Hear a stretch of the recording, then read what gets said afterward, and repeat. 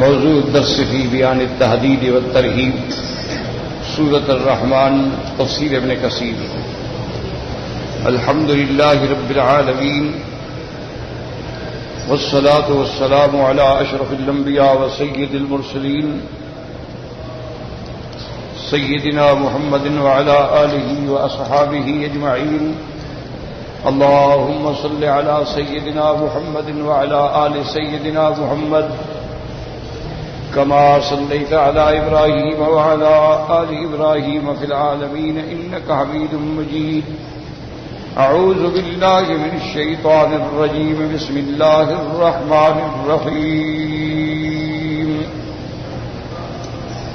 سنفرغ لكم أيها الثقلان فبأي آلاء ربكما تكذبان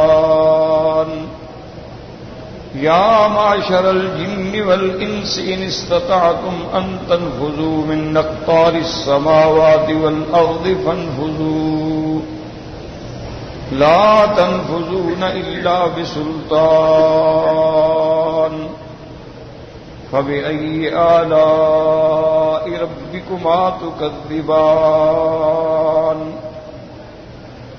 يرسل عليكما شواظ من نار ونحاس فلا تنتصران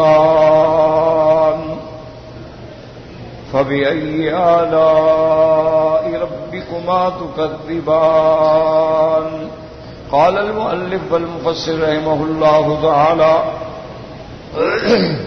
أدام النفع بعلومه وعلومكم في الدارين آمين إلى أن قال وقال تعالى والذين كسبوا السيئات جزاء سيئة بمثلها وترهقهم ذلة ما لهم من الله من عاصم كأنما أغشيت وجوههم قطعا من الليل مظلما أولئك أصحاب النار هم فيها خالدون ولهذا قال تعالى يرسل عليكما شواظ من نار ونحاس فلا تنتصران. اب مفسر رحمت اللہ علیہ فرماتے ہیں کہ اللہ پاک نے قرآن مقدس میں دوسری آیت میں فرمایا والذین کسبوا السیئات جنہوں نے برائی کمائی ان کے لیے سزا ہوگی اسی طرح بھیڑی اور ان پہ ذلت چھائی ہوگی. اللہ کے سوا کوئی نہیں ان کو چھڑانے والا اور ان کے چہرے جو ہیں اس عذاب کی وجہ سے ایسے ہو جائیں گے جیسے سیاہ رات کا ٹکڑا. اولئک اصحاب النار هم فیہا خالدون یہی جہنمی ہیں اسی میں انہوں نے ہمیشہ رہنا ہے. تو اللہ تبارک و تعالی نے بیان فرما دیا کہ اللہ کا ایک نظام ہے کہ پوری دنیا میں دو حصوں میں اللہ کی مخلوق تقسیم ہے. وَمِنْكُمْ كَافِرٌ وَمِنْكُمْ مُؤْمِنٌ یا مومن یا کافر. اسی طرح قیامت میں بھی اصل تقسیم جو ہے وہ دو ہوں گی. اصحاب الیمین ما اصحاب الیمین واصحاب الشمال ما اصحاب الشمال. اور کئی فرماتی ہیں اصحاب المیمنۃ ما اصحاب المیمنہ واصحاب المشأمۃ ما اصحاب المشأمہ. تو اصل تقسیم جو ہے وہ یہ ہوگی کہ اصحاب الیمین اصحاب الشمال. اصحاب الیمین والے مومن ہوں گے جن کے دائیں ہاتھ میں نامہ اعمال ملے گا اور اصحاب الشمال جو ہیں وہ کفار و مشرکین ہوں گے جن کے بائیں ہاتھ میں نامہ اعمال ملے گا. اب پھر تقسیم در تقسیم ہوگی. کیا مانا کہ اصحاب الیمین تو ایک طرف ہو گئے لیکن اصحاب الیمین میں پھر انبیاء ہیں صدیقین ہیں شہداء ہیں صلحاء ہیں اولیاء اللہ ہیں محدثین ہیں مجتہدین ہیں فقہاء ہیں قراء ہیں. پھر حسب مراتب ان کے مقامات ہوں. اسی طرح کافر الگ ہو گیا لیکن پھر کافروں میں بھی درکات ہوں گے کہ بعض کا کفر جو ہے ایک دوسرے سے شدید ہوگا جیسے فرعون ہے نمرود ہے شداد ہے قارون ہے حامان ہے، ابھی جہل ہے، لبی لہب ہے، اتبا، تو یہ پھر ان کی تقسیم در تقسیم ہوگی اور اسی طرح پھر ان کو عذاب دیا جائے گا۔ تو اب اللہ فرماتے ہیں یرسل علیکما شواظ من نار، یاد رکھو علیکما تثنیہ کا ضمیر ہے، یرسل علیکما کہ تم دونوں پہ پھینکے جائیں گے، چھوڑے جائیں گے۔ تو اس کا معنی یہ نہیں ہوتا کہ معنی یہ ہے کہ جو انسانوں میں بھی کافر ہو کے مرے ہیں ان کی بھی یہی سزا، اور جو جنوں میں کافر ہو کے مرے ہیں ان کی بھی یہی سزا ہے، کیونکہ خطاب ان کو ہو رہا ہے جو اللہ کی تقدیر سے نکلنا چاہیں، بھاگنا چاہیں۔ تو مومن تو کبھی اللہ کی تقدیر سے باہر نہیں جا سکتا، تو اس لیے فرمایا یرسل علیکما شواظ من نار ونحاس فلا تنتصران۔ قال علی بن ابی طلحہ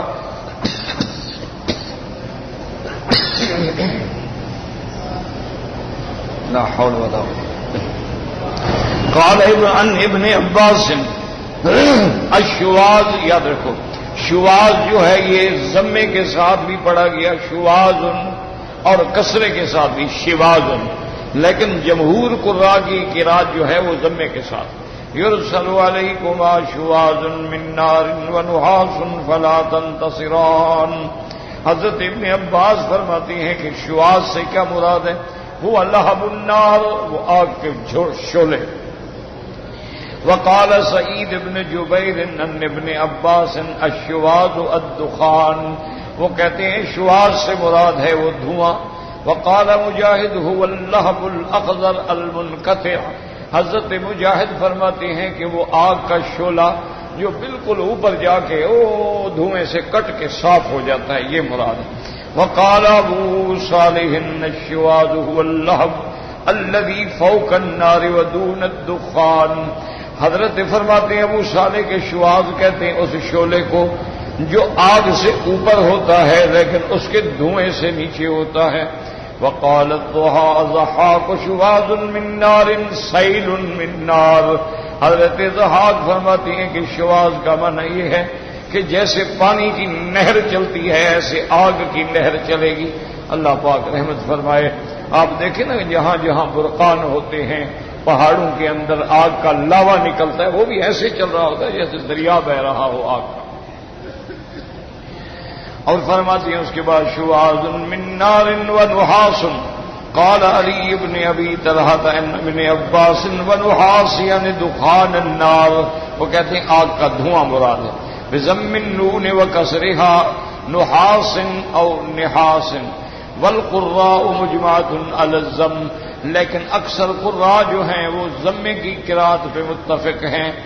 ومن النحاس بمعنى الدخان قول نابغۃ جعدہ، کہتا ہے کہ نحاس دخان کے معنی میں بھی آتا ہے، جیسے نابغہ نے اپنے شعر میں کہا ہے یضیء کضوء سراج السلیط لم یجعل اللہ فیہ نحاسا یعنی دخانا، هكذا قال وقد روى الطبراني من طريق جويبر عن الضحاك أن نافع بن الأزرق سأل ابن عباس عن الشواظ فقال هو اللهب الذي لا دخان معه، وہ شعلہ آگ کا وہ شعلہ جس میں دھوئیں کی آمیزش نہ ہو۔ فسأله شاهدا على ذلك من اللغة، ان سے پوچھا گیا کیا لغت میں بھی اس لفظ کا استعمال ہے؟ فأنشده بيت أمية بن أبي سلط في حصان ألا من مبلغ حصان أني مغلغلة تدب إلى أكاذي أليس أبوك فينا كان كينا لدى الكينات وصلى في الحفاظ يمانيا يذل يشد كبكيرا وينفخ دائما لهب الشوازي۔ تو آپ نے امیت بن ابی سلط نے حضرت حسان کے خلاف لکھا تھا، اشعار لکھ کے ان کی توہین کی تھی کہ تمہارا باپ ہمارے پاس تھا اور وہ آگ جلانے والا اور لوہے میں کام کرنے والا تھا، ینفخ دائما ہمیشہ وہ پھونکے مار مار کے وہ آگ کے شعلے جو ہیں ان کو بھڑکاتا تھا۔ قال صدقت فمن نحاس، انہوں نے کہا یہ بات تو لغت کے اعتبار سے بھی سمجھ آ گئی، لیکن نحاس کس کو کہتے ہیں؟ قال هو الدخان الذي لا لهب له، ایسا دھواں کہ جس کے اندر کوئی شعلہ نہ ہو۔ قال فهل تعرف العرب، کیا عرب لوگ بھی لغت میں سمجھتے ہیں؟ قال نعم، اما سمعت نابغة بني ذبیان یقول یضیء كضوء السراج السرید لم یجعل اللہ فیہ نحاسا.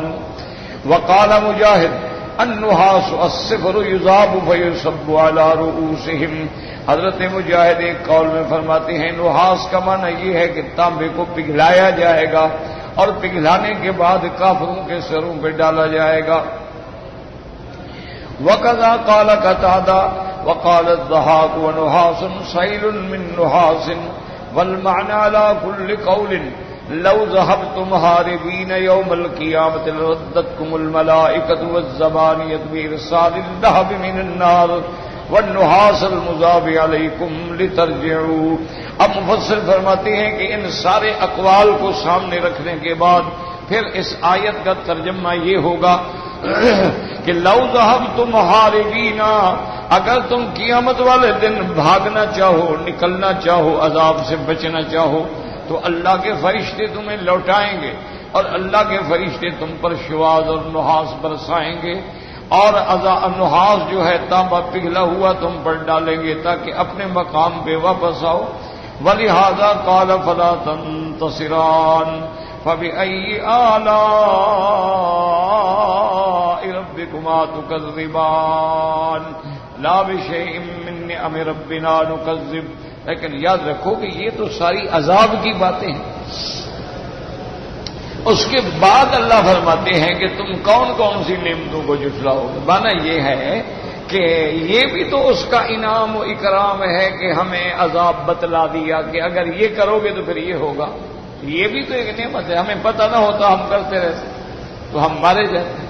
تو یہ بھی اس کا انعام ہے کہ اس نے بتا دیا کہ جو مومن ہیں ان کا یہ مقام ہوگا اور جو کافر ہیں ان کا یہ حال ہوگا، اور ساری چیزیں تاکہ انسان اللہ کے عذاب سے ڈر کے اللہ تبارک و تعالیٰ کی اطاعت اختیار کریں.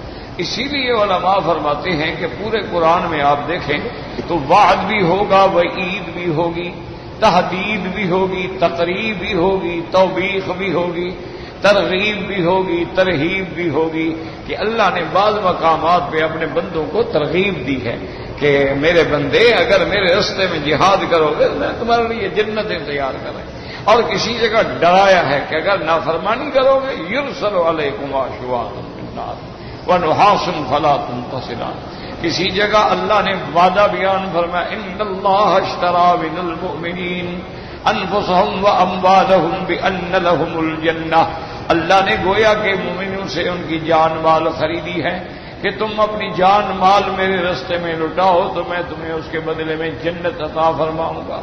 اسی طرح قیامت والے دن مومنوں کو اللہ کے فرشتے کہیں گے اور موت کے وقت بھی کہیں گے ابشروا بالجنت التي كنتم توعدون، تمہیں مبارک ہو اس جنت کی جس کا اللہ نے تم سے وعدہ کیا تھا. اور کافروں کے لیے بھی تحدید ہوگی کہ اگر تم ایسا کرو گے تو پھر ذرا سابقہ اقوام کے احوال پہ نظر ڈالو کہ الم تر کیف فعل ربک باصحاب الفیل. اور کسی جگہ اللہ تبارک و تعالیٰ فرماتے ہیں ان عذاب ربک لشدید انہ هو یبدئ ویعید. اور اس کے بعد فرماتی ہے کہ کیا تم کو خبر نہیں پہنچی ہے کہ سمود کے ساتھ ہم نے کیا کیا، تم کو سبق نہیں. تو اللہ کے قرآن میں ترغیب بھی ہے، ترہیب بھی ہے، وعد بھی ہے، وعید بھی ہے، تحدید بھی ہے، توبیخ بھی ہے، کیونکہ انسان مختلف ہوتے ہیں. اب دیکھو نا بچے ہیں، ایک بچے کی طبیعت ایسی ہوتی ہے کہ اس سے پیار کرو اور تھوڑی سی کوئی 1 ریال دے دو، کوئی چاکلیٹ لے کے دے دو، بسکٹ لے کے دے دو، خوش ہو جائے گا. ایک بچہ ہوتا ہے جس کو جتنا مرضی آئے کھلاؤ پلاؤ، میں نے سکول نہیں جہاں پہ 2 تھپڑ لگاتا ہے باپ کا ٹھیک ہے جی جا رہا ہوں. تو یہ تباہی ہیں انسان. تو اس لیے اللہ نے بھی اپنے بندوں کی ہدایت کے لیے قرآن میں ترغیب بھی رکھی ہے، ترہیب بھی رکھی ہے. فَإِذَا انشَقَّتِ السَّمَاءُ فَكَانَتْ وَرْدَةً كَالدِّهَانِ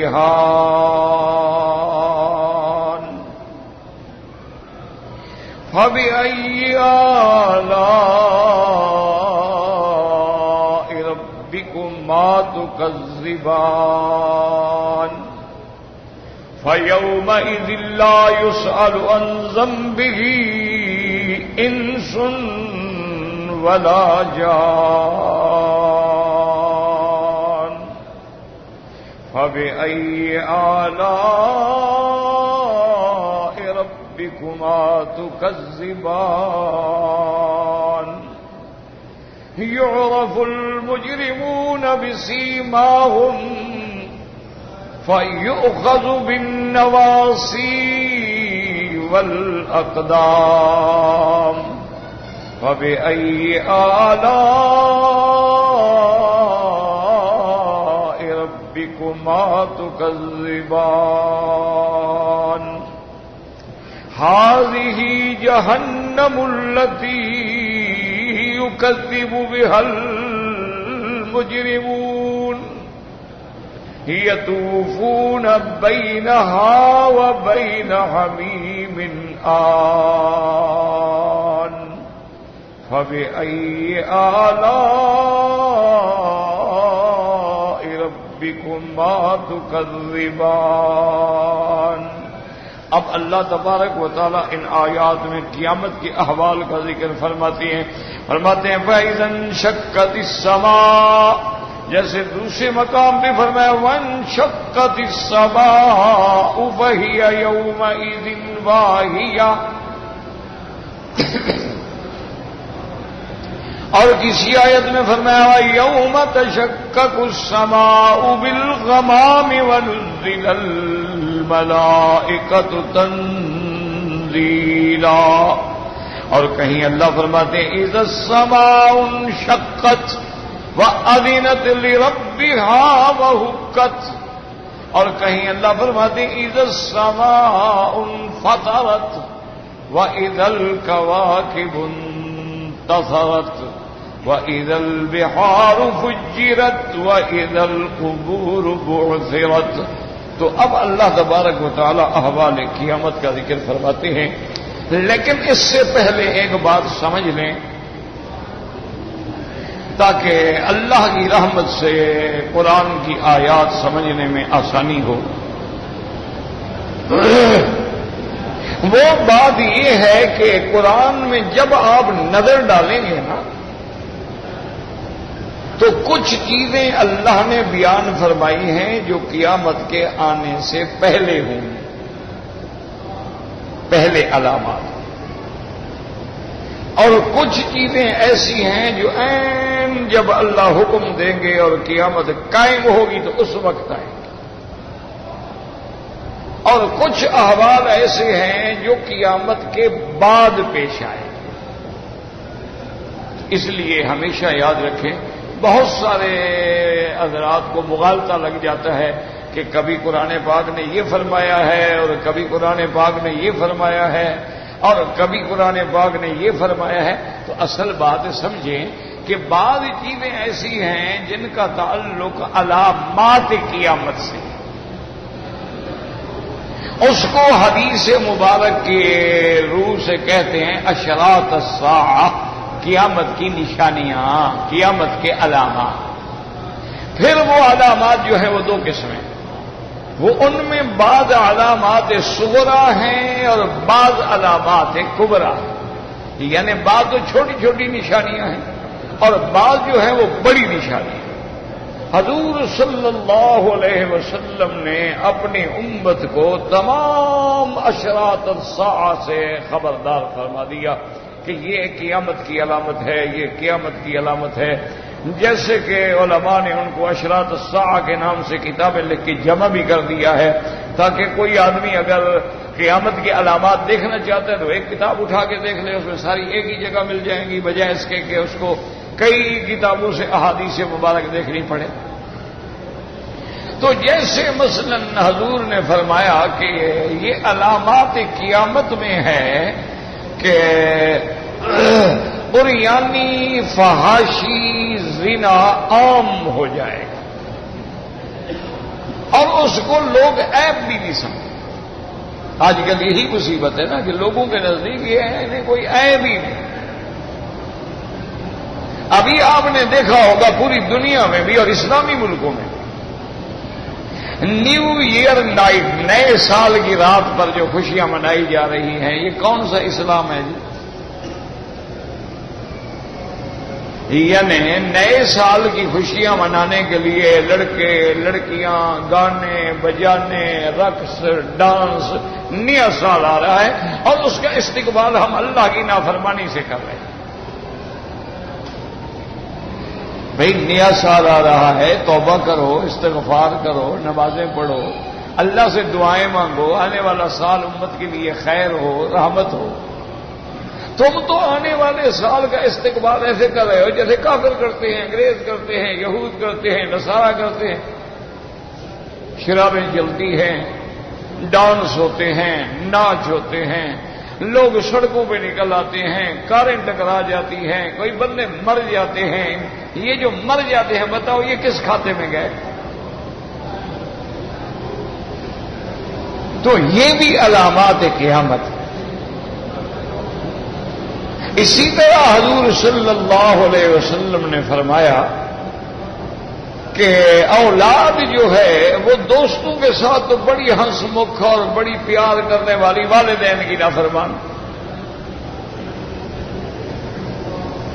اسی طرح حضور پاک نے فرمایا کہ شوہر اپنی بیوی کی خوشامد میں تو ایسے لگا ہوا ہوگا نا کہ 24 گھنٹے کا بغیر تنخواہ نوکر ہے، لیکن والدہ کو نہیں پوچھے گا ماں کس حال میں ہے، اس کے پاس کپڑا بھی ہے، کھانا بھی ہے، نہیں ہے، کس حال۔ کتنے لوگ ہیں جو اپنے گھر میں خوشیاں منا رہے ہیں اور والدین جھوپڑیوں میں پڑے ہوئے ہیں، روٹی کے محتاج۔ تو یہ بھی علامات قیامت ہیں۔ اسی طرح حضور صلی اللہ علیہ وسلم نے فرمایا کہ یہ بھی علامات قیامت میں ہے کہ وہ لوگ جو بکریوں کے چرواہے تھے اور جوتا بھی پاؤں میں نہیں ہوتا تھا، سر پہ کپڑا بھی نہیں ہوتا تھا، ایک لمبے کرتے میں جنگلوں میں پھرتے تھے، اونٹ چرا رہے ہیں یا بکریاں چرا رہے ہیں، ایک وقت آئے گا کہ وہ بلڈنگوں کی بلندی میں فخر کریں گے کہ میری بلڈنگ اونچی، وہ کہے گا نہیں میرا برج اونچا، وہ کہے گا نہیں میرا ٹاور اونچا۔ تو یہ بھی علامات قیامت میں ہے۔ حدیث میں ہے حفاتن قراتن رائی الشاہ یتطاولون فی البنیان۔ یہ اب سکائی اسکیل پر جو بن رہے ہیں او جناب 60 منزلہ اور 80 منزلہ اور اب تو 100 منزلہ اور 100 سے بھی اوپر چلے گئے۔ تو یہ بھی علامات قیامت میں۔ اسی طرح حضور صلی اللہ علیہ وسلم نے فرمایا کہ دنیا میں قراء تو بہت ہو جائیں گے قرآن پڑھنے والے، لیکن علم نہیں رہے گا، علم اٹھ جائے۔ پھر نتیجہ یہ ہوگا کہ جاہل لوگ جو ہے وہ علماء کی مسلط پہ آ جائیں گے، وہ غلط فتوے دیں گے، غلط لوگوں کو گمراہ کریں گے۔ اسی طرح یہ تو خیر بہت نشانیاں ہیں، چھوٹی چھوٹی بہت ہیں، لیکن اب جو بڑی نشانیاں بچ گئی ہیں علامات قیامت میں سے، ان بڑی علامات میں سے ایک تو ہے خروج الدابۃ من الصفا۔ اس صفا پہاڑی سے ایک جانور نکلے گا اور خدا کی شان دیکھو، وہ جانور ہوگا لیکن وہ بولے گا، باتیں کرے گا۔ اسی طرح حضور صلی اللہ علیہ وسلم نے فرمایا کہ یاجوج و ماجوج نکلیں گے اور وہ اتنی مخلوق ہے اور ایسی بلا ہے، جدھر سے گزر جائیں گے دریا کا پانی بھی پی جائیں گے، دریا خشک ہو جائیں گے، لوگوں کی فصلات پہ گزریں گے، سارا فصل کھا جائیں گے۔ اسی طرح حضور صلی اللہ علیہ وسلم نے فرمایا کہ دجال بھی ظاہر ہوگا، اس کی ایک آنکھ جو ہے یعنی جیسے کہ سیب ہوتا ہے ایسے باہر نکلی ہوئی ہوگی اور اس کی پیشانی پر کافارا لکھا ہوگا، لیکن وہ مومن پڑھ لے گا کہ یہ کافر، یہ دجال ہے۔ اور وہ دجال کا فتنہ اتنا خطرناک ہوگا، اس کے پاس اتنی قوت استدراجی ہوگی کہ وہ کھڑے ہو کے زمین کو کہے گا اخرجی اسقالک، نکالو خزانے، زمین اپنے خزانے باہر نکال کے پھینک دیں۔ خشک دریاؤں کو کہے گا کہ چلو دریا چل پڑیں گے۔ تو اس کی یہ چیزیں دیکھنے کے بعد جو لوگ ہیں وہ اس کے معتقد ہو جائیں گے اور اس کی اتباع کرنی شروع کر دیں گے اور تباہ و برباد ہو جائیں گے۔ اسی لیے ہم بار بار کہتے ہیں اور بیان کرتے رہتے ہیں کہ میرا بھائی اس قسم کی چیزیں دکھا دینا یہ مقام ولایت نہیں ہوتا ہے، یہ تو دجال بھی کر لیتے ہیں۔ یہ جو ہمارے یہاں بڑا مشہور ہوتا ہے نا جی کہ میں جناب فلاں پیر کے پاس گیا، ابھی میں بیٹھا ہوں، نے تو مجھے سارا میرا حال بتلا دیا کہ تم اس لیے آئے ہو اور یہ تمہارا حال ہے اور اس طرح تمہارے گھر کی پوزیشن ہے جی، سب کچھ بتلا دیا۔ کمال ہے جی، یعنی گویا سارے میرے احوال جو ہیں حضرت پہ روشن تھے۔ یہ کوئی بڑی بات نہیں ہوتی ہے، یعنی دریاؤں پہ پانی پہ چلنا ہے، ہواؤں میں اڑنا ہے، یہ کوئی ولایت نہیں۔ یہ دجال بھی کر سکتا ہے، شیطان بھی کر سکتا ہے، جن بھی کر سکتے ہیں۔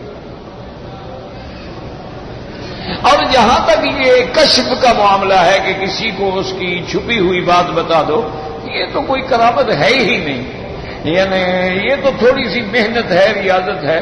کئی ہندو ہیں، کئی جوگی ہیں، کئی علم جفر والے ہیں، علم نجوم والے ہیں، علم اعداد والے ہیں، وہ ساری باتیں ان کو بتا دیں گے۔ تو یہ جو ہے یہ کمال نہیں ہوتا ہے۔ ولایت کا معنی ہوتا ہے اتباع محمد مصطفیٰ۔ بس یاد رکھیں، اللہ کا ولی وہ ہوگا جو ہر قدم پہ تابع ہوگا حضرت محمد مصطفیٰ۔ اس کا چہرہ، اس کا لباس، اس کا اٹھنا، اس کا بیٹھنا، اس کا بولنا، اس کی باتیں سب غلام بن کے اتباع کر کے محمد مصطفیٰ کی، یہ ہے ولی اللہ۔ اسی لیے بزرگ کہتے ہیں الاستقامت فوق الکرامہ، دین پر استقامت جو ہے یہ کرامت سے بہت اونچی چیز ہے۔ کرامات تو معمولی سی بات ہے۔ دیکھو نا، جہاں اللہ کے ولی نے ملکہ سبا کا تخت منگا دیا، وہاں جن نے بھی تو کہا ترے ناتی کبھی ہی قبل ان تقوم من مقامہ۔ تو اسی طرح دجال آئے گا، اسی طرح نزول عیسیٰ ابن مریم علیہ السلام ہوگا۔ حضرت عیسیٰ ابن مریم علیہ السلام دمشق میں اتریں گے اور وہ تابع ہوں گے شریعت محمد مصطفیٰ کے صلی اللہ علیہ وسلم، اور وہی جا کے دجال کو قتل کریں گے۔ اور ان کے آنے کے بعد یعنی فتنہ یہود و نصارہ ہمیشہ کے لیے مٹ جائے گا، صلیب کی شوکت کو ختم کر دیں گے اور جزیہ بند کر دیں گے کہ بس یا اسلام یا پھر سیف، اور پورے عالم کو عدل و انصاف سے بھر دیں گے۔ تو یہ بھی علامات قیامت میں ہے، یاد رکھیں۔ اچھا، اسی طرح پھر کچھ نشانیاں وہ ہوتی ہیں کہ جو قیامت کے قائم ہونے کے وقت میں ہوں۔ اس لیے اللہ تبارک و تعالی نے قرآن مقدس میں فرمایا وَنُفِخَ فِي الصُّورِ فَصَعِقَ مَن فِي السَّمَاوَاتِ وَمَن فِي الْأَرْضِ إِلَّا مَن شَاءَ اللَّهُ ثُمَّ نُفِخَ فِيهِ أُخْرَىٰ فَإِذَا هُمْ قِيَامٌ يَنظُرُونَ۔ اسی طرح اللہ پاک فرماتی ہیں کہ یہ پہاڑ جو ہیں یہ دھواں بن جائیں گے، یہ کل اہن المنفوش ہو جائیں گے، اور یہ زمینیں ختم ہو جائیں گی، آسمان پھٹ پڑیں گے اور سمندر دہکا دیے جائیں گے، چاند تارے جھڑ جائیں گے۔ یہ ساری عین جب قیامت قائم ہو رہی ہے، اذا زلزلت الارض زلزالها واخرجت الارض اثقالها وقال الانسان ما لها۔ اسی طرح اللہ فرماتے ہیں کہ قیامت کا زلزلہ جو ہے ان زلزلۃ الساعۃ شیء عظیم یوم ترونها تضع كل مرضعة عما ارضعت وتضع كل ذات حمل حملها وترى الناس سكارى وما هم بسكارى ولكن عذاب الله شدید. اب یہ علامات عین جب قیامت قائم ہو رہی ہے، قیامت قائم ہو گئی، دنیا فنا ہو گئی، اب اللہ پھر مخلوقات کو دوبارہ اٹھائے، سب اپنی اپنی قبروں سے اٹھے گا، ونفخ فی الصور، پھر دوبارہ سور پھونکا جائے گا. اب سب اللہ کے دربار میں کھڑے ہوں گے اور پھر میدان حشر میں آئیں گے.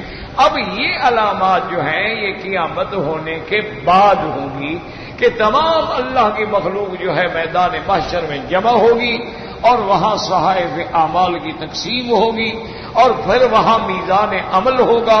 اس کے بعد میرے پروردگار عالم اپنی شان سے اپنے بندوں کے درمیان عدل سے انصاف سے فیصلہ فرمائیں گے. وَأَشْرَقَتِ الْأَرْضُ بِنُورِ رَبِّهَا وَجِيءَ بِالنَّبِيِّينَ وَالشُّهَدَاءِ وَقُضِيَ بَيْنَهُم بِالْقِسْطِ وَهُمْ لَا يُظْلَمُونَ وَوُفِّيَتْ كُلُّ نَفْسٍ مَا عَمِلَتْ. اللہ پاک فرماتے ہیں کہ پھر اللہ تشریف لائیں گے جیسے ان کی شان کو زیبا ہے، اور اس کے بعد پیغمبر بھی آئیں گے، گواہ بھی آئیں گے، امتیں بھی آئیں گی، اور پھر اللہ پاک فیصلے فرمائیں گے. اس لیے جب آیات پڑھا کرے نا تو آدمی اگر پہلے سے پتہ نہ ہو پریشان ہو جاتا ہے کہ کچھ علامات وہ ہیں جو ابھی اللہ نے بیان کر دی ہیں، کچھ علامات وہ ہیں جب عین قیامت قائم ہوگی اس وقت ہوں گی، اور کچھ علامات وہ ہیں جو قیامت کے قائم ہونے کے بعد ہوں گی کہ پھر یہ زمین بھی بدل جائے گی. یوم تبدل الارض غیر الارض والسماوات وبرزوا للہ الواحد القہار. نہ یہ زمین نہ آسمان، زمین بدل لی جائے گی، اور جس زمین پہ میرے اللہ عدل فرمائیں گے وہ زمین نہیں ہوگی، اور اس زمین پہ کبھی گناہ نہیں ہوا ہوگا، اور وہ زمین عین سفید ہوگی. اور اللہ تبارک و تعالی جل شانہ وعز برہانہ کما یلیق بشانہ، اللہ تبارک و تعالی تشریف لائیں گے جیسے قرآن کہتے ہیں وجاء ربک والملک صفا صفا، کہ اللہ پاک بھی تشریف لائیں گے اور ملائکہ بھی صفیں باندھ کے اللہ کے دربار میں کھڑے ہوں گے. اسی طرح قرآن نے دوسری جگہ فرمایا یوم یقوم الروح والملائکۃ صفا لا یتکلمون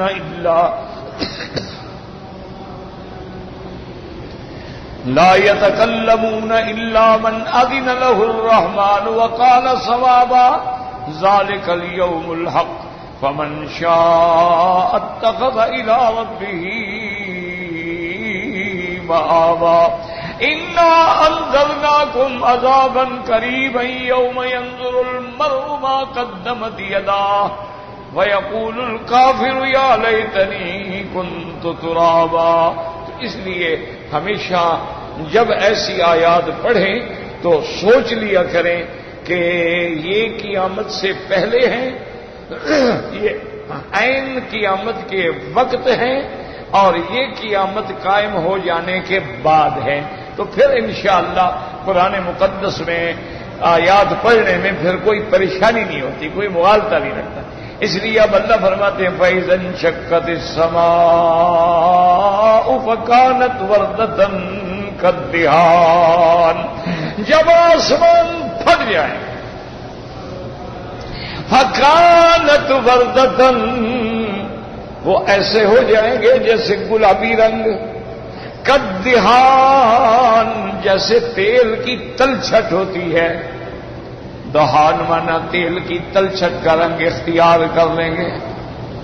یاد رکھیں کہ بعض مستشرقین جو ہیں، اعداء اسلام جو ہیں، وہ مسلمانوں کو بدظن کرنے کے لیے ان کے دماغوں میں ڈالتے ہیں کہ یار یہ بڑی عجیب بات ہے، ایک آدمی بنگلہ بنائے اور پھر 2 سال کے بعد توڑنا شروع کر دے. لوگ کہیں گے عجیب ہے، اتنا خوبصورت بنگلہ بنایا، اس میں لاکھوں کروڑوں لگائے، ابھی توڑ رہا ہے. پھر لوگ کہتے ہیں یار پیسے زیادہ آ گئے ہوں گے، دماغ خراب ہے، اور کیا وہ کہتی ہے جب اللہ نے تمہارے عقیدے کے مطابق کہ ہر چیز اللہ نے بنائی ہے، آسمان بنائے، زمین بنائی، تارے بنائے، چاند بنائے، برج بنائے، سیارات بنائے، تو پھر اللہ ان کو کیوں توڑ پھوڑ دیں گے؟ اتنی عظیم چیزیں بنائیں کہ 7 آسمان ہیں، اللہ نے 7 زمینیں پیدا فرمائیں، اللہ نے ایسا چمکتا ہوا سورج پیدا فرمایا، اللہ نے نور بکھیرتا ہوا چاند پیدا فرمایا، اللہ آسمانوں کو مزین کرنے والے ستارے پیدا فرمائے، تو یہ ساری چیزیں پیدا کر کے پھر کہیں گے توڑ دو؟ وہ کہتے ہیں یہ عجیب بات ہے، اس لیے وہ دماغوں میں خلل ڈالتے ہیں۔ وہ کہتے ہیں یا تو پھر یہ معلوم ہوتا ہے کہ بنانے والا خدا اور ہے، بس توڑنے والا کوئی اور ہوگا، ورنہ وہ کہتے ہیں یہ کیا منطق ہے کہ اللہ نے سب کچھ بنا دیا اور فرماتے آسمان پھٹ جائیں گے، اور فرمائی یوم تمور السماء مورا وتسیر الجبال سیرا، اور پہاڑ جو ہیں ایسے بھاگ رہے ہوں گے، ریزہ ہو جائے۔ یسألونک عن الجبال قل ينسفها ربی نسفا فیذرها قاعا صفصفا لا تری فیہا عوجا ولا امتا۔ کوئی زمین میں ایسی جگہ نہیں رہے گی جو آڑ بن سکے، کسی کو چھپا سکے، پہاڑ ہٹ گئے، ہر چیز ختم ہو گئی۔ کہتے ہیں ایسے اللہ کیوں کریں گے؟ تو بات یہ سمجھیں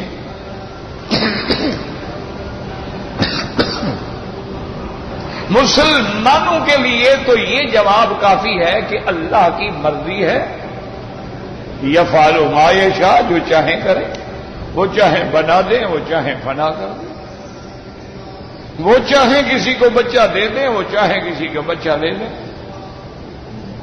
تو یہ اللہ کا کام ہے، اللہ ہم کون ہیں اس میں دخل دینے والے؟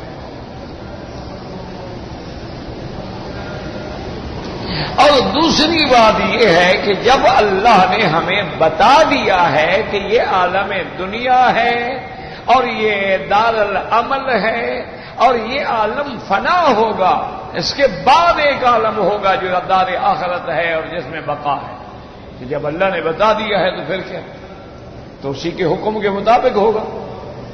2 باتیں۔ تیسری بات یہ ہے کہ ہم اگر ایک بنگلہ بنا کے توڑ دیں، اس لیے نقصان ہوتا ہے کہ ہم نے کروڑوں روپے لگائے، اب توڑنے پہ لاکھوں لگائیں، پھر بنانے پہ لگائیں۔ اللہ کو تو کوئی اسباب کی ضرورت ہے نہیں، انہوں نے تو فرمانا ہے کن ہو جا، ہو گیا بس۔ انما امرہ اذا اراد شیئا ان یقول له کن فیکون، وہ تو حکم دیں گے ٹوٹ جاؤ، ٹوٹ گیا، حکم دیں گے اور آسمان بن جاؤ، بن گئے، زمین ختم ہو جائے اور زمین بن جاؤ، بن گئے۔ تو جس کے حکم میں ہر چیز بن جاتی ہے، فنا ہو جاتی ہے، اس کے لیے کیا مشکل ہے؟ وہ جب چاہے بنا دے اور جب چاہے فنا کر دے۔ ہمارے استاد تھے، فوت ہو گئے، اللہ ان کی قبر پہ رحمتیں فرمائے، بس ہم نالائق شاگرد تھے، ان کے علم سے فائدہ نہ اٹھا سکے، تو وہ کبھی کبھی ہمیں سمجھاتے تھے۔ وہ کہتے دیکھو بیٹا، اگر تمہارے کپڑے پہ داغ لگ جاتا ہے یا کوئی پلیتی لگ جاتی ہے تو دھوتے ہو، اچھا اگر وہ داغ نہ جائے تو پھر اس کو تم جناب تیزاب میں دھوتے ہو، کبھی پٹرول سے دھوتے ہو، کبھی اس کو مارتے ہو، مار کے دھوبی اس کو دھوتا ہے، کبھی اس کو گرم پانی کے اندر ڈال کے اور اسی کے اندر کلورکس ڈال کے اور بلائیں ڈال کے کپڑے ڈالتا ہے کہ وہ داغ جو ہے مٹ جائے۔ اگر وہ پھر بھی ٹھیک نہ ہو تو پھر آپ اس کو پھینک دیتے ہیں۔ تو اللہ نے بھی یہ جو نظام قائم فرمایا تھا، یہ بنایا تھا کہ میرے بندے میری فرما برداری کریں گے۔ جب ہم نے اس کی زمین پہ گناہ شروع کر دیا، زنا شروع کر دیا، قتل شروع کر دیا، ڈاکے شروع کر دیے، اس پہ ہم نے فحاشی عریانی اور بے حیائی شروع کر دی، تو اللہ بھی پھر ان چیزوں کو فنا کر کے نئی چیز پیدا کر کہ اب یہ اس قابل ہی نہیں ہے کہ اس کو باقی رکھا جائے، سب بدل دو۔ اس لیے پھر جب قیامت ہوگی تو وہ زمین ہی الگ ہوگی، وہ آسمان ہی الگ ہوں گے، وہاں نظام ہی الگ ہوگا۔ اور ہر چیز بدل جائے گی اور ہر چیز بندے کے سامنے ہوگی. اس لیے اللہ فرماتے ہیں وَإِذَا انشَقَّتِ السَّمَاءُ فَكَانَتْ وَرْدَةً كَالدَّهَانِ دہان مانا تلچھٹ كَالدِّهَانِ فَبِأَيِّ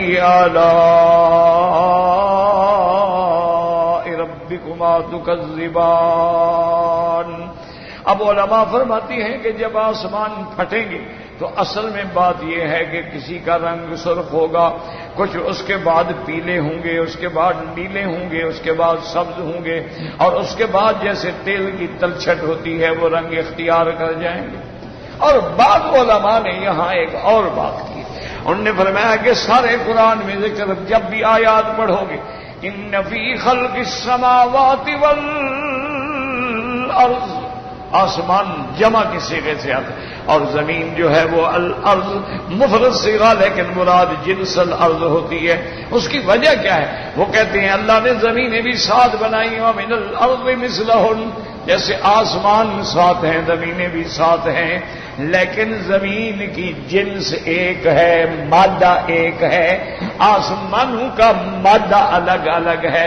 کیا مانا؟ یعنی پہلا آسمان اللہ نے علی سبیل المثال اللہ پاک نے تانبے سے بنایا ہے، دوسرے کو اللہ نے چاندی سے بنایا ہے، کسی کو لوہے سے بنایا ہے، کسی کو سونے سے بنایا ہے.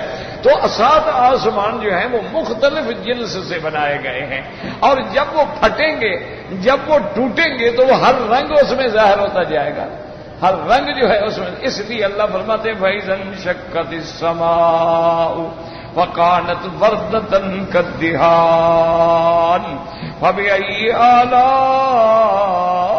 رَبِّكُمَا تُكَذِّبَانِ. میرا بندہ جہاں آسمانوں کا پھٹ جانا علامت قیامت ہے، وہاں یہ بھی تو اللہ کی رحمت ہے، اس عالم کو فنا کر کے تیرے لیے نیا عالم پیدا فرمائیں گے، اور وہ عالم ایسا ہوگا پھر جس میں کبھی فنا نہیں آئے گی. اس لیے حضور کی دعا ہے اللہم انی اسألک النعیم المقیم، یا اللہ ہمیں ایسی نعمت عطا فرما جو ہمیشہ رہنے والی ہو. ایک حدیث میں آتا ہے لا یحول ولا یزول، ایسی نعمت جو کبھی زائل نہ ہو، کبھی مٹے نہ، دائمی نعمتیں ہوں. تو اس لیے یہ بھی گویا ایک نعمت ہے. فَبِأَيِّ آلَاءِ رَبِّكُمَا تُكَذِّبَانِ فَيَوْمَئِذٍ لَا يُسْأَلُ عَنْ ذَنبِهِ إِنسٌ وَلَا جَانٌ. پھر اس دن کسی انسان اور جن سے اس کے جرم کے بارے میں نہیں پوچھا جائے گا کہ یہ تم نے کیا تھا نہیں کیا تھا، نہیں تو پوچھنے کی ضرورت ہی نہیں ہوگی، کیونکہ اللہ تبارک و تعالی ہر چیز جانتے ہیں. جیسے کہ فرمایا ھذا یوم لا ینطقون ولا یؤذن لهم فیعتذرون. یہ ایسا دن ہوگا کہ کوئی بول بھی نہیں سکے گا اور ان کو عذر و معذرت کے لیے کوئی اذن بھی نہیں دیا جائے. لیکن یاد رکھو یہاں قرآن کہتا ہے نہیں پوچھا جائے گا، اور دوسری جگہ قرآن کہتا ہے کہ پوچھا جائے گا فَوَرَبِّكَ لَنَسْأَلَنَّهُمْ أَجْمَعِينَ عَمَّا كَانُوا يَعْمَلُونَ. اللہ نے فرمایا میرے مدنی تیرے رب کی قسم میں ہم ان سب سے پوچھیں گے جن نے جو کچھ کیا. تو ایک جگہ قرآن کہتا ہے کہ نہیں پوچھا جائے گا، اور ایک جگہ قرآن کہتا ہے کہ پوچھا جائے گا. تو بظاہر تو تعارض ہے، لیکن علماء نے فرمایا یہ تعارض نہیں ہے، قیامت کے احوال مختلف ہیں. ایک مقام ایسا ہوگا کہ پوچھا جائے گا، ان سے ہر چیز کا حساب لیا جائے گا، گواہ بلائے جائیں گے، گواہوں کا انکار کرے گا تو منہ بند کر کے اللہ پھر اس کے بدن سے گواہیاں لیں گے. اور پھر ایک وقت وہ ہوگا کہ جب ان کا فیصلہ ہو جائے گا، جہنم کا حکم صادر ہو جائے گا، ملائکہ لے جائیں گے تو اب حکم ہوگا کہ اب کوئی ضرورت نہیں پوچھنے کی، ختم ہوگا. تو وہ دور الگ ہوگا، یہ دور الگ ہوگا. تو اس لیے قرآن میں الحمدللہ کوئی تعارض نہیں ہے. واللہ اعلم.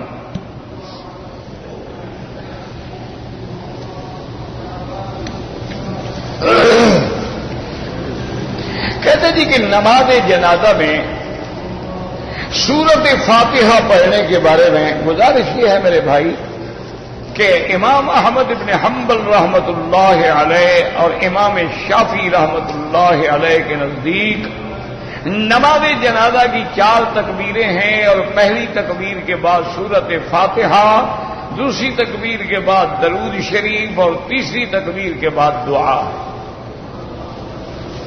اس لیے کہ وہ اس سے استدلال فرماتے ہیں کہ بھئی جنازہ بھی تو ایک نماز ہے، تو جب نماز میں وہ فاتحہ پڑھتے ہیں تو جنازے میں بھی فاتحہ پڑھتے ہیں. لیکن امام ابو حنیفہ رحمت اللہ علیہ فرماتے ہیں کہ اصل میں تو جنازہ جو ہے یہ دعا ہے، اس کو نماز کی طرح کہا گیا ہے کہ جیسے نماز ہے اس کو نماز بھی کہہ دیتے ہیں، ورنہ اصل میں یہ دعا ہے. وہ فرماتے ہیں کہ کوئی ایسی نماز نہیں ہے جس میں رکوع بھی نہ ہو، سجدہ بھی نہ ہو، تشہد بھی نہ ہو. ان کے نزدیک جنازہ جو ہے ایک دعا کے حکم میں ہے. اور معطا امام محمد میں ایک حدیث مبارک بھی موجود ہے جس سے وہ استدلال فرماتے ہیں کہ پہلی تکبیر کے بعد ثنا، دوسری تکبیر کے بعد درود شریف، اور تیسری تکبیر کے بعد جو ہے وہ دعا. اسی لیے ان کا اور استدلال بھی ہے کہ نماز کے لیے تو سب سے افضل جگہ مسجد ہوتی ہے، لیکن جنازے کے لیے تو حکم ہے کہ مسجد کے باہر پڑھا جائے. تو اگر یہ نماز ہے تو پھر مسجد میں پڑھی جائے. مکہ مکرمہ میں تو مجبوری ہے کہ سارا مکہ جو ہے وہ مسجد الحرام ہے، تو کہاں اٹھا کے لے جائیں؟ ورنہ ہر جگہ آپ دیکھتے ہیں کہ مسجدیں الگ ہوتی ہیں اور جنازہ گاہ الگ ہوتی ہے. تو اس لیے ان کا استدلال جو ہے وہ یہ ہے کہ پہلی رکعت جو ہے اس حدیث مبارک کے مطابق اس میں ثنا ہے، اور دوسری میں درود ہے، اور اس کے بعد دعا ہے، پھر اس کے بعد جو ہے سلام ہے. تو بہرحال دونوں ائمہ رحمہم اللہ تعالی علیہم اللہ کے نبی کی احادیث سے، لیکن لازمی بات ہے کہ ایک فرمان کو سمجھنے کے لیے فہم تو الگ ہوتا ہے نا. اب دیکھیں نا، کورٹ میں وکیل پیش ہوتے ہیں، ایک مدعی کا وکیل ہے، ایک مدعا علیہ کا وکیل، اور دونوں دلائل دیتے ہیں، فیصلے کورٹ کرتے ہیں کہ سر فلاں زمانے میں سپریم کورٹ نے یہ فیصلہ دیا تھا اور اس کے یہ الفاظ تھے. تو سب وکیل کہتے ہیں نہیں وکیل صاحب آپ نے سمجھا ہی نہیں ہے، یہاں کوما ہے، یہاں سٹاپ ہے، یہاں لیکن ہے، یہاں اگر ہے، یہاں مگر ہے، تم سمجھ نہیں رہے ہو معنی کو. تو سمجھ تو الگ الگ ہوگی نا. تو اسی طرح فقہا کی بھی جو سمجھ ہوتی ہے اس میں اختلاف ہو جاتا ہے. اس لیے اللہ تبارک و تعالی سب پہ کروڑوں رحمتیں فرمائے. یہ مسائل میرا بھائی ایسے نہیں ہیں. خدا کے لیے جھگڑے چھوڑ دو، اختلاف چھوڑ دو، تفریقہ چھوڑ دو، اور کسی کو برا بھلا نہ کہو. حضرت تھانوی بڑی ایک پیاری مثال دیتے تھے. وہ کہتے تھے کہ بھائی کسی کو چھیڑو نہیں اور اپنی بات کو چھوڑو نہیں. جس پہ تم ہو اس پہ جمے رہو اور دوسرے کو چھیڑو نہیں، کیونکہ ان کے پاس بھی دلائل ہیں، ان کے پاس بھی حجتیں ہیں. تو اللہ تبارک و تعالی سب پہ کروڑوں رحمتیں فرمائے. اور یہ مسئلے بھی افضل غیر افضل، اعلیٰ غیر اولا، مستحب غیر مستحب کے ہیں. اس میں کوئی کفر اسلام کی بات ہے ہی نہیں. کہتے جی کہ مرد اور عورت کا درمیان میں سینے کے برابر. اگر بچہ ہے پیدا ہونے کے بعد اس نے چیخ ماری ہے تو پھر تو اس کا جنازہ پڑھنا پڑے گا. اور اگر بچہ بالکل ماں کے پیٹ سے مردہ ہی پیدا ہوا ہے اور ڈاکٹر کہتے ہیں یہ تو پیٹ کے اندر مر گیا تھا، تو پھر اس کے جنازے کی ضرورت نہیں ہوتی. لیکن اگر پیدا ہونے کے بعد اس میں زندگی کی علامات پائی گئی، یعنی چیخ ماری یا حرکت کی یا بدن ہلایا یا کچھ کیا، تو اور ڈاکٹروں نے بھی کہا کہ بھی یہ پیدا تو زندہ ہوا ہے لیکن مر گیا اس کے فوراً بعد، اس کا جنازہ پڑھا جائے. وہ بچہ چاہے چھوٹا ہو یا بڑا ہو.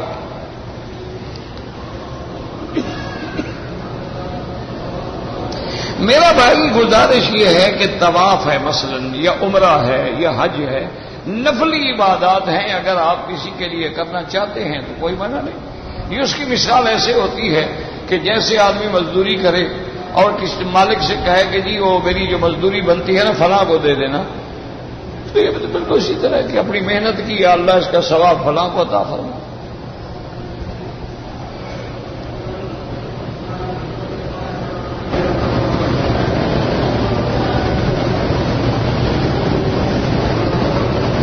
میری والدہ کا انتقال جو ہے حج کے مہینے میں عید کے بعد 10 دن بعد ہو گیا۔ حج کے مہینے میں عمرہ کر سکتا ہوں؟ کر سکتے ہیں۔ حج کے مہینے میں یاد رکھو حج سے پہلے یا حج کے بعد؟ اگر حج سے پہلے عمرہ میقات سے کرو گے اور اسی سال حج بھی کرو تمتع ہو جائے گا۔ اگر تم نے عمرہ کیا حج کیا ہی نہیں کوئی بات نہیں۔ عمرہ جو ہے یاد رکھو صرف 5 دن منع ہوتا ہے، 8، 9، 10، 11، 12، 13، اس میں عمرہ نہیں ہو سکتا، یہ حج کے دن ہے۔ باقی سارا سال جب چاہو عمرہ کرو۔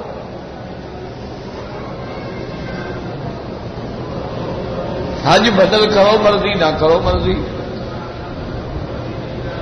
کہ اشراط الساعہ کے نام سے کتاب موجود ہے،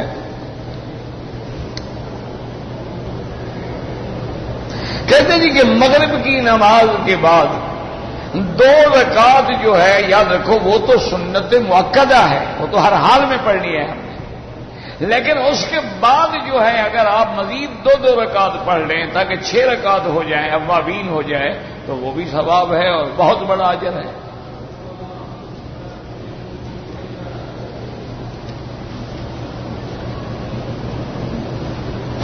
کہتے جی کہ عیسیٰ علیہ السلام جو آپ نے فرمایا ہے کہ دمشق میں اتریں گے، میرا بھائی وہ حدیث میں ہے لَيَنزِلَنَّ عیسیٰ ابن مریم علی منارۃ شرقیہ بیضاء دمشق۔ حضور نے فرمایا ہے کہ حضرت عیسیٰ ابن مریم دمشق کی ایک مسجد ہوگی، اس کا سفید مینار ہوگا اور اسی پر سے آپ اتریں گے اور آپ نے 2 آدمی جن فرشتوں کے کندھوں پہ ہاتھ رکھے ہوں گے، حتیٰ کہ حضور نے فرمایا اس کے بالوں سے پانی ٹپک رہا ہوگا، یعنی ابھی ابھی گویا جنت سے غسل فرما کے آ رہے ہیں۔ اب یہ کہتا ہے جی کہ دمشق کدھر ہے؟ تو ایسا کرو کہ تم ٹکٹ لے آؤ، 2 اکٹھے چلتے ہیں، ڈھونڈتے ہیں اس کو۔ نہیں، اگر یہ بھی مسئلے میں مولوی مکی کی ذمہ داری ہے تمہیں دمشق ڈھونڈ کے دے تو اس کا حل یہی ہے نا کہ 2 ٹکٹ لے آؤ، ایک اپنا ایک میرا، اکٹھے چلتے ہیں دمشق پہ ڈھونڈتے ہیں اس کو۔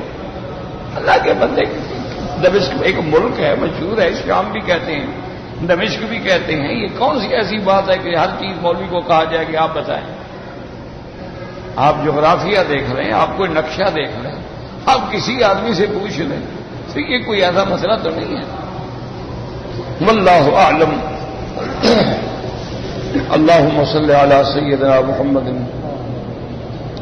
وعلى آل سيدنا محمد كما صليت على إبراهيم وعلى آل إبراهيم في العالمين إنك حميد مجيد۔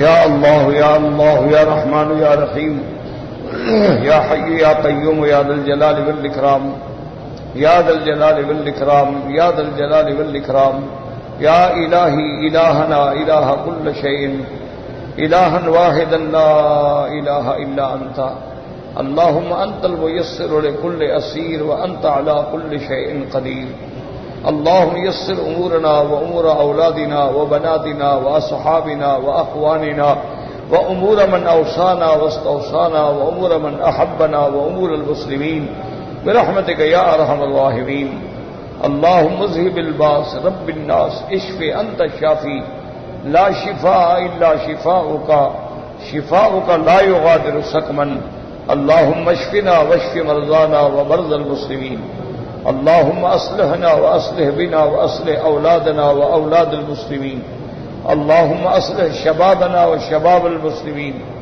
اللهم أصلح بناتنا وبنات المسلمين اللهم أصلح أحوالنا وأحوال المسلمين اللهم أصلح أمورنا وأمور المسلمين اللهم أصلح ذرياتنا وذريات المسلمين اللهم أصلح لنا شأننا كلها فلا تكلنا إلى أنفسنا طرفة عين قط ولا أقل من ذلك.